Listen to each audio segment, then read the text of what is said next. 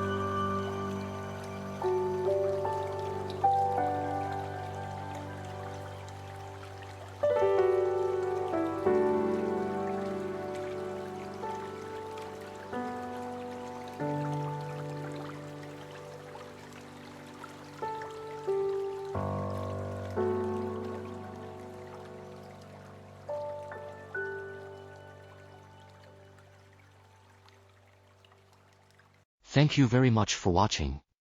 If you are interested in our video, please like and subscribe to our channel. If you would like to collaborate with us, please contact us through the method provided at the end of the video. See you in our next video.